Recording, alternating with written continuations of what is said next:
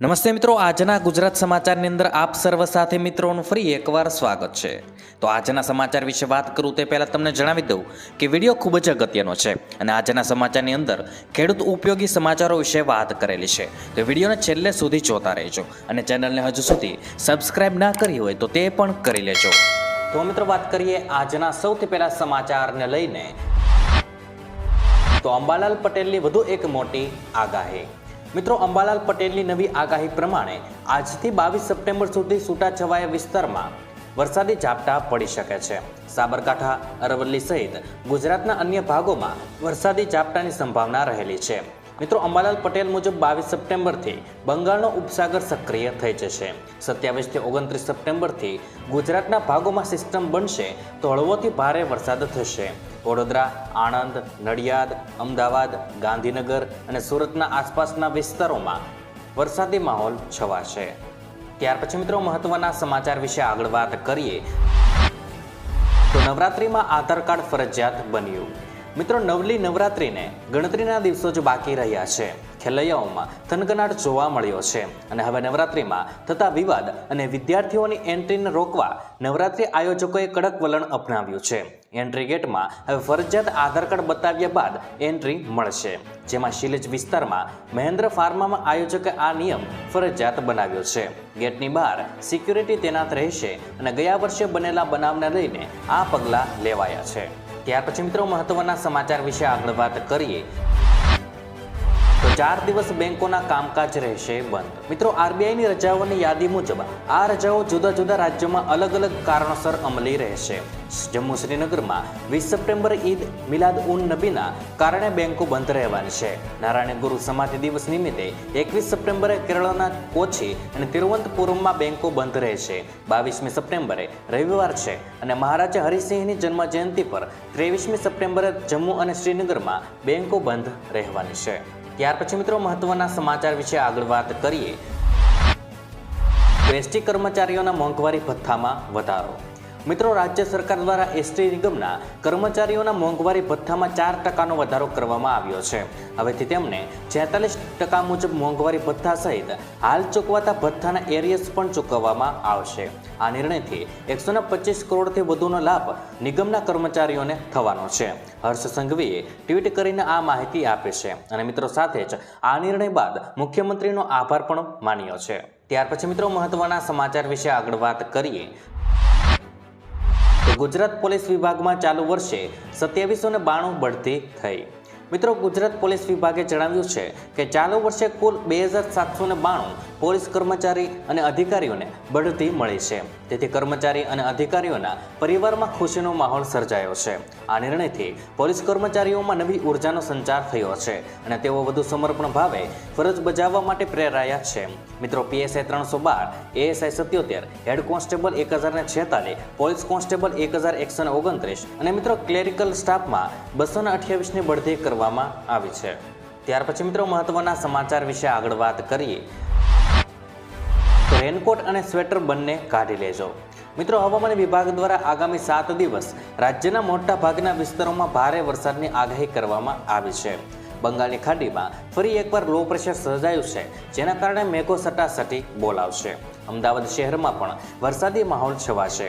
તો બીજી બાજુ અંબાલાલ પટેલે કાતિલ ઠંડીની આગાહી કરી છે, એટલે કે વરસાદ બાદ તરત જ કાતિલ ઠંડીનો અનુભવ થવા લાગશે।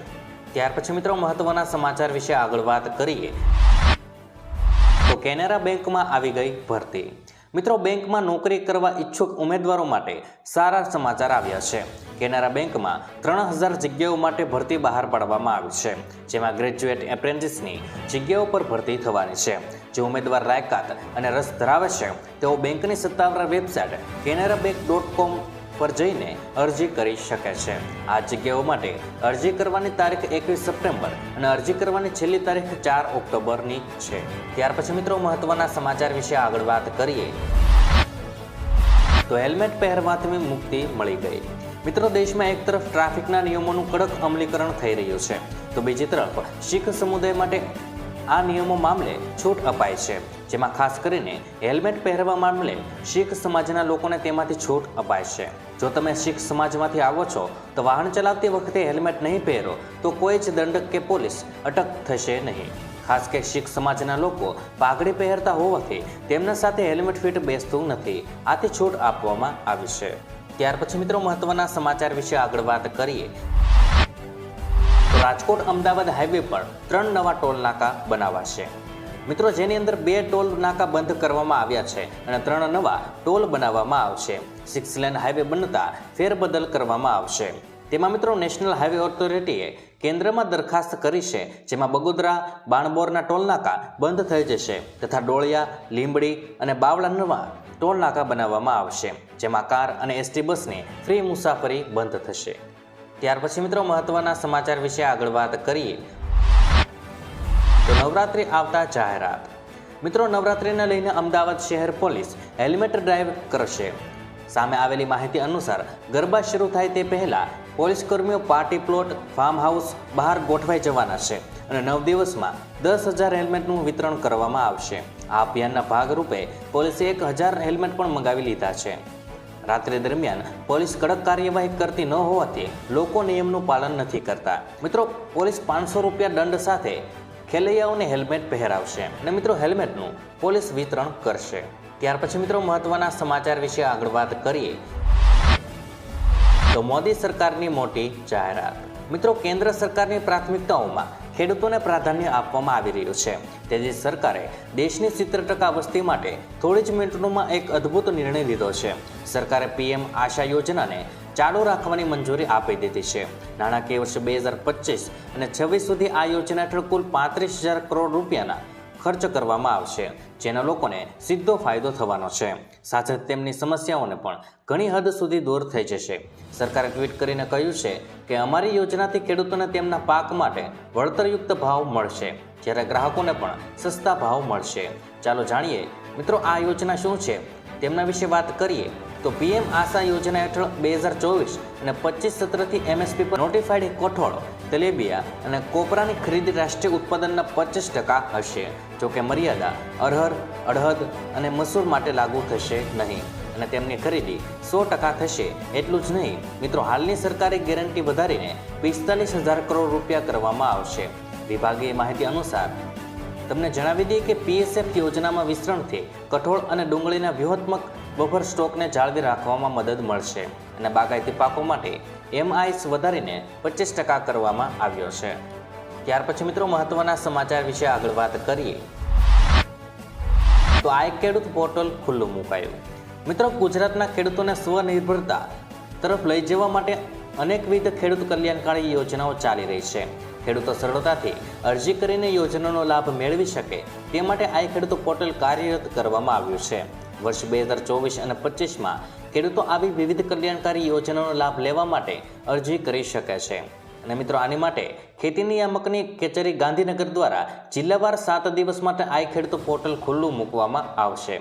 ખેતી નિયામકની અખબાર યાદીમાં જણાવ્યું છે કે ખેડૂતો માટે ખેત ઓજાર, એગ્રો સર્વિસ પ્રોવાઈડર, પાક મૂલ્ય વૃદ્ધિ ફાર્મા મશીન, મિલેટ પ્રોસેસિંગ યુનિટ, તાડપત્રી, પાક સંરક્ષણના સાધનો, પાવર સંચાલિત pump set, solar power unit, water carrying pipeline અને ride on self propelled multipurpose toolbar જેવી યોજનાઓ માટે આ ખેડૂત પોર્ટલ તબક્કાવાર ખુલ્લું મૂકવામાં આવશે. તો મહત્વના સમાચાર વિશે આગળ વાત કરીએ તો અમરેલીને 292 કરોડથી વધુની ભેટ મળી.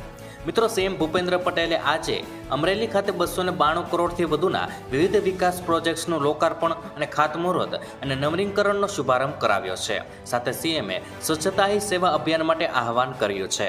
CMએ અમરેલીના રાષ્ટ્રીય શ્રેષ્ઠ શિક્ષક એવોર્ડ 2024ના વિજેતા ચંદ્રેશ કુમાર બોરીસાગરનું સન્માન પણ કર્યું છે. અમરેલીને કુલ 42.48 કરોડના ખર્ચે નવનિર્મિત બસ સ્પોટ પણ મળ્યું છે અને CMએ તેનું લોકાર્પણ કર્યું છે. તો મિત્રો, આજના દરેક સમાચાર અહીં કામના પૂર્ણ થાય છે.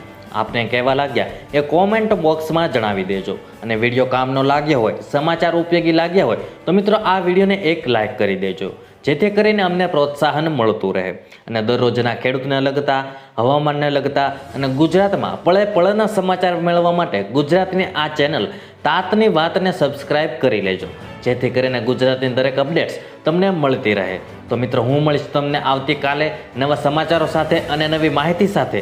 ત્યાં સુધી મિત્રો મને રજા આપશો. ધન્યવાદ.